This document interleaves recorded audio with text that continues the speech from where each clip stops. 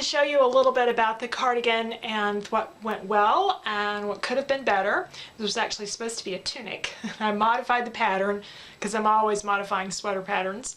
So we'll look at that a little bit later on. First though, I'd like to talk about stamps. The new Stamping Up catalog came this week, so I'd like to show you what I look for when I'm purchasing a stamp set. Share some stamp sets that I'm ready to move out of my craft space. And I also made a discovery this week. I found some fabric that I didn't know I had, which is always a fun thing to do. For many years, the arrival of the Stamping Up catalog has been the equivalent of the Sears Wish Book catalog coming when I was a child. I would get the catalog, I would go through all the pages, then I would go back through them and I would mark the things that I really wanted. And of course, now we have post-it flags for that, and I'd have my catalog filled with flags, some up at the top and some down the side, that indicated which things I really wanted and which things I wanted maybe not quite as much. I even did spreadsheets back when I belonged to a club where we met and did stamps and stamping each month, and we had to place an order each month and shared the hostess duties. It was really fun. That's changed over the years, and I still enjoy getting the Stamping Up catalog. I still went through this one within about 2 hours of pulling it out of the mailbox, but you can see there's only one little flag. The reason for that is there's several reasons. I'm just not stamping as much as I used to. I'm doing lots of different crafts. I'm still doing scrapbooking. I'm doing sewing for pleasure, not just for business, but sewing for pleasure. I'm back to doing some quilting, and I've started knitting again. So I don't have the time, and I also need to spread my crafting budget out to other things. Also, there are a lot of stamp sets in here that remind me of things I already have or have had, and I've just found over the years things that work that I know I'm going to use and things that I'm not going to use. Now, Stamping Up stamps still have the best resale value of anything that I've had, especially the ones that are what they call a clear mount. Cling mount is what most people call them, but they're a rubber stamp and you attach them to a clear acrylic block. Those still have a really good resale value, whether you do it, in my case, through Etsy, or you put them out on eBay. So what I've found is that I can buy some stamp sets and resell them at a later time, as is one possibility, but I still just don't need as many things as I did before. I want to make a couple of comments about this year's catalog, and then I want to show you what stamp sets work for me and which ones don't, why I pick what I pick when I'm choosing stamps. The big thing I noticed in this year's Stamping Up catalog for me is that they have gone back to offering all of the cardstock in 12 by 12 in all the colors.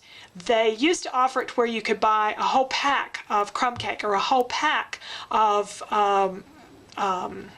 Daffodil Delight or whatever, but now you have to get that in the variety packs, but they've gotten rid of the variety packs for the last year or two. So now you can go back to getting the variety packs for all of the colors in a particular color family. You get 2 sheets each, and I think it's $12 for the 12 by 12 paper, and I really like that. So that works out, what, 50 cents a sheet. So I really like that for having those 12 by 12 sheets. I use them a lot for scrapbook backgrounds.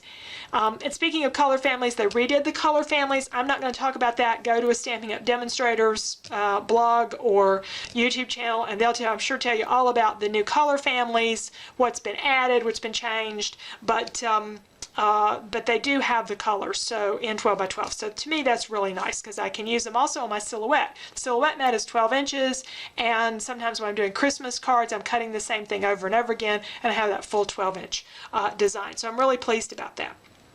They've also increased prices on paper a little bit. At least I just noticed it for the first time this year. Not going to ding them on that at all. Stamping Up keeps the same price for things for years and years and years. So I really don't have an issue with that. Envelopes are still the same price, and I think Stamping Up envelopes are some of the best on the market. I still love them. The only thing that I found in here that I really wanted to get so far is this Hearts Come True set for Christmas. It is not a new set. I think it was out in last year's Christmas catalog.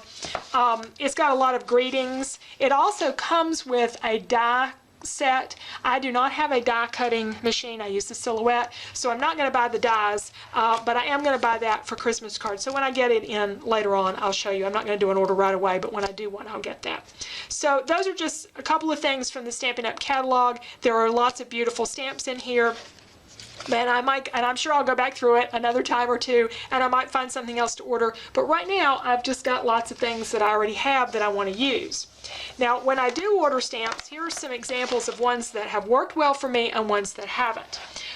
This stamp set is exactly the kind of thing that I like to buy. It has some good greetings, great sizes, interesting look to them, and it has some beautiful designs that you can stamp on anything. Cards, scrapbook pages, you could layer them. You can stamp this on one color and this on another, punch them out, or cut them out and layer them together, maybe with a brad on that, and make embellishments. Lots of things that you can use, create backgrounds with this. A really versatile set. This is a discontinued set, but it just gives you an idea of the kind of things that attract me. This is another one that I have gotten a fair amount of use for already. You can use these images black and white or stamped in one color, or you can color them. And there's like this works well on a masculine card, feminine cards. You can use them for scrapbook pages. Again, some greetings and some designs. And the coloring for these does not have to be super, super fine. I am not a good colorer. Despite having Stampin' Up! Markers and all those watercolor crayons they used to sell and gobs of other ways of coloring, I am not a good colorer. I will never have the Copics markers or the equivalents because it's an investment that would just be wasted for me. And it's not, I've been coloring out of the line since I was a child, and it's not because I'm a risk taker by any means, it's because I don't have the patience to color and really do things the perfectionist way that it takes to use some of those tools. So this set for me, this design is large enough that I can color it with regular markers or watercolor crayons. Those designs that have really, really fine detail to them, this one a little bit, but some of those sort of vignettes that they'll have on some of the stamps where I had a stamp set one time where there was like a porch swing and a cat laying on it. It was really, really detailed. It was pretty, but of course cats don't lay on porch swings, so it wasn't very realistic. But it was really pretty, but I just couldn't do the fine coloring that was needed on that. And even if I had the right tools, I never would have had the patience. So I can color this, but the problem I have with this stamp set is it's got one big image, this complementary image, and that's kind of it. You can do a lot of things with this set, and if you see all the different cards that are out there, but it's still going to be that same flower over and over and over again. So I've used this, but it was probably not the best investment for me. So that's just a little bit about what I think of when I'm picking stamp sets. I want something that's versatile enough to use for cards and for scrapbook pages, and to use for masculine and feminine cards, ideally, if that's possible, to have some greetings and some images, and that the coloring doesn't have to be too detailed or too fine. Now, some sets that I am ready to move out, because I was cleaning up, to get my more of my fabric up here. I found some sets that I want to use to move out. For the last few summers, I've done a Use It and Move It series of stamps where I pick out some stamps, I'm going to use one more time, and move them out of my craft space. Let's look at the Stampin' Up! Ones first. This one is a greeting set, and I just used it the other day. I needed to make a graduation card, so I used the congratulations. There wasn't a greeting for graduation, but there's greetings for births and marriage and retirement and all kinds of different things. So this one will be out on my Etsy shop to sell. This set also has a mixture of greetings and images, and it has these little labels. The greetings are a little small, but they can be used for a lot of things. And I've just had it a while and already used it. This one is really, really cute, and I just recently used one of these stamp sets again. I color these images with markers, like I'll color hugs with one color, the and with another color, and kisses with another color, and stamp that. So you have several different things, a happy birthday, thank you, and then something you can use for Christmas. So it's called Alphabet Soup, and I've had a long time. I don't know whether this was Celebration or what it was. It's copyrighted 2006. I bought this from somebody, so this actually I think predated my days of buying Stampin' Up! Stuff. a word set. Don't know why on earth I ordered this in wood mount, but I've got it. It was a celebration set a couple of years ago. Lots of really good greetings in here. I've used it some, not as much as I would like, and it's taken up some space. So it got voted off the island. And this set, the packaging is long gone. It's from Fiskars. Fiskars stamps really, really well with whatever kind of ink you want to use. It's got some great birthday greetings. I've just used them. And once you've sent somebody a card that says, "The secret of staying young is to live honestly, eat slowly, and lie about your age," you've done it. You know, you can't really send that same greeting to the same person over and over again. And I just don't do that. I don't do as many cards as I used to. Another reason why I don't need as many stamps. This one is missing a stamp here. And I hope I find it, but if I don't find it, I don't find it. So it'll probably be marked down pretty cheap because it's missing a stamp. But there's still plenty of good stamps in here. This Technique Tuesday set is also missing one stamp. It's missing the letter I.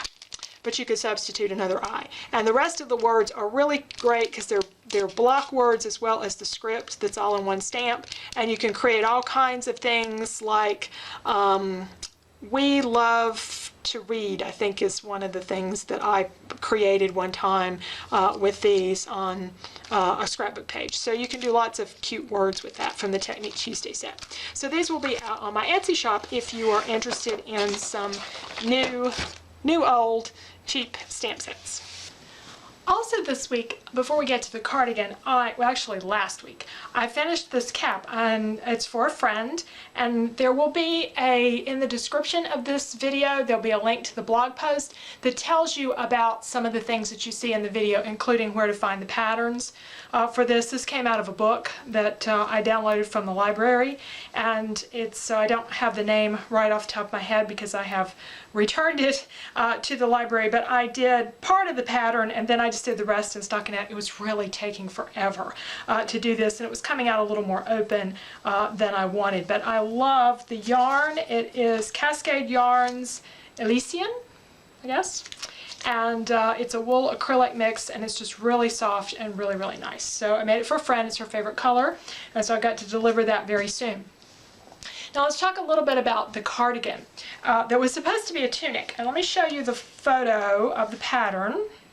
This was the pattern. It's called Buttercup Tunic. It's from Creative Knitting Magazine, a recent issue, and again the link for that will be in the blog post that goes in the description of this video. And I started out making it as a tunic. I did part of the way up through the back, and then we were in Charleston with my mom, and she loves to go to consignment stores. So I was at a consignment store and I found this tank top, Ann Taylor, $12, still had the original store tags on it, had never been worn. So I bought it, and I had a little swatch of the yarn, and it matched pretty close, not as perfectly, but pretty close. So I get this and I'm thinking, you know, if I make it as a tunic, you're not going to really see that much of the top underneath, and I would get so much more wear out of it as a cardigan. So that's when I decided, when I made the front, to do it in two pieces and do it as a cardigan. So I had nothing to go by in terms of pattern when it came to doing the band. So I've always done my bands as incorporated bands, but this time I wanted to pick up the stitches, do the whole bit, and I was taking a class on Craftsy called Bands and Buttonholes, or Buttonholes and Bands, and with Anne, I can't remember her last name, but again, that'll also be in the link if you're interested in learning more about knitting. And I followed her instructions, and it came out really close. I mean, it could be just a little bit more perfect, but I'm really, really pleased with the band, so I'll show you some details about that. But the tunic has a little bit different pattern. Sorry, I lost it there. This pattern is a little different than what I'm wearing, and this is what the pattern was supposed to look like. And what you'll see, this was a sample I did, and I made some adjustments as I went along, but I think the first part of it down here is the right pattern. What you'll find with this pattern is that it has this section in it. They called it the lace section. And then it has this section where it alternates between cables and lace. And what's happening to my cables is they're leaning. They're leaning into the lace, or the lace is leaning into the cables, and I didn't like the appearance of that. And I don't know if I did something wrong, if that's the way it's supposed to be. It doesn't look that way in the picture, but I just wasn't getting a very good effect. As I say, I played with it a little bit, experimented, and I just couldn't get over that particular issue. What I decided to do instead was just to alter the pattern altogether and have this lace section and then do a cable section with a little bit of this open work on either side. And that's what I have in my sweater. So if we look at the pattern in my sweater, I have the lace section going up the middle of the back and followed by a cabling section on either side. And I did the cabling, I think there's like 6 rows in between each of these crossovers. And some of them are left crosses and some of them are right crosses. So this it's kind of creates a symmetrical design. And I did a sample of that before I started.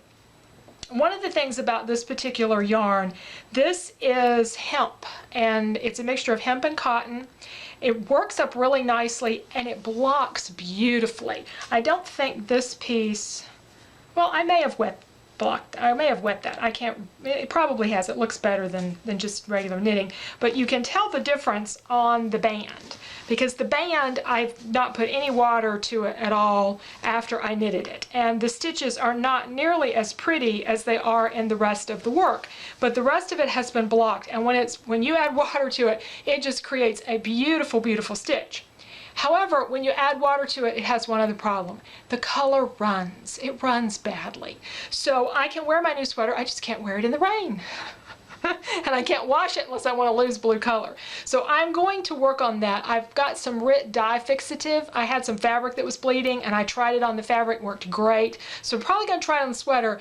You do have to soak your item for 20 minutes in hot water and this solution. So I don't want my sweater to shrink. So I'm going to test it out. I'm going to measure this piece. This one also, the color ran on this green as well. It's also the hemp. I'm going to measure this one and run it through some of the dye fixative and see how the sizing works, and hopefully I can keep it the same size. Now let's get to things that worked well about my design and work that didn't. And you can see one that didn't right off the top here. And I haven't gone back to look at the pattern to see if this was me or what, but there's decreasing that forms the waistline. And again, it was a tunic. It was supposed to be a little bit longer. So I suspect what happened is to get to this waistline, I decreased faster than probably what the pattern recommended. And I've ended up with this almost bell shape on the sides. When it's on, you can't tell it, but when it's off and you sort of hold the sweater up or it's hanging loose, you can kind of see that little bell shape to the side, and it's not the most attractive thing. So if I were doing this over, I would do a more gradual decrease to the waistline for the sweater. I would also probably not put as much fabric in the hips and allow more ease, let it stretch a little bit. I didn't want this though to be stretched over my hips and have my cables going, you know, all kinds of different ways. I didn't think that would be attractive. So I've got this little bell, I guess, as a compromise. But redoing the pattern worked well. Also doing the band. Let me show you something I did on the band. I followed Anne's instructions on how to make a sample and how to pick up your stitches. It went really well. My band might be a little bit looser than I would like, but it's not bad at all, especially for my first attempt in certainly many, many years of doing this kind of thing. Maybe first attempt ever. I can't remember when I last picked up stitches. But it came out really, really pretty good. But as I was casting off, it was a little bit too loose. It was going to be almost wavy. So I just cast off with a smaller needle. I knitted this in a size 5. I went and got a size 4 needle and did my cast off, and that tightened it right up and fixed a lot of that problem. Also, I figured out over time that when you're doing the band, no matter how you do it, up here around the neckline, you need to make it a little tighter. You need to have it to be tighter around your neck. What's going to happen with your sweater is circumference of this area around here is larger than the circumference of this inside measurement. So you've got to decrease stitches coming in, or you've got to make this pretty tight so that it stretches around there. So I had it, I was going to have it too big if I didn't do something. So what I did in the back, the inside is really what I meant to be the outside. I decreased, it's a 2x2 rib, I decreased one purl stitch out of each of the purl sections. What I meant to do though was to have that on the outside, and I ended up with it on the inside. I was working on the wrong row. So if you'll see on the outside, it's more visible because you can see where your stockinette stitches come down. But I don't think it's unattractive because I did all of them along the back there, and that decreased the stitching enough, and I did a little bit I think on the shoulders too. That decreased the stitching enough to where it pulls in around the neck, and it seems to work really well. And finally, we have been cleaning in the basement, seems like forever, to try to get rid of some stuff that we just don't need anymore. And you can imagine this was my idea, not the spouse's idea. He wants to hang on to everything. And I recognize that sooner or later we're going to have to part with some stuff. So, and I love to repurpose things. If I can find, put something to use, find something I didn't know I had, that's wonderful. And one of the things I found, I knew I had this box of solid colored cotton or solid colored fabrics, and I needed some solid colors to practice my free motion quilting. But I thought they were all polycottons, and they were all kind of had a little sheen to them and a little bit would be a little more slippery going through the machine. And I wanted to practice on the same kinds of fabrics I would be sewing on a real quilt. So I hadn't really tapped that box very much. Well, this week I opened it up and I thought, okay, anything in there I don't want is going to go out. And there was some stuff to get rid of. However, there were quite a few really nice fabrics, and some of these are colors that I'm not as keen on anymore, so I'm probably going to turn these into, just some practice pieces. But I also have some really great bright colors here that I think would make a fun practice quilt that might be a real quilt, or, well, a throw or something that would turn out kind of decent. I don't want to put too much pressure on myself practicing, but I've got some decent fabrics here. I even had some stuff from Keepsake Quilting that I hadn't even opened yet. And there goes the phone. So that's all for this week. Thanks for joining me.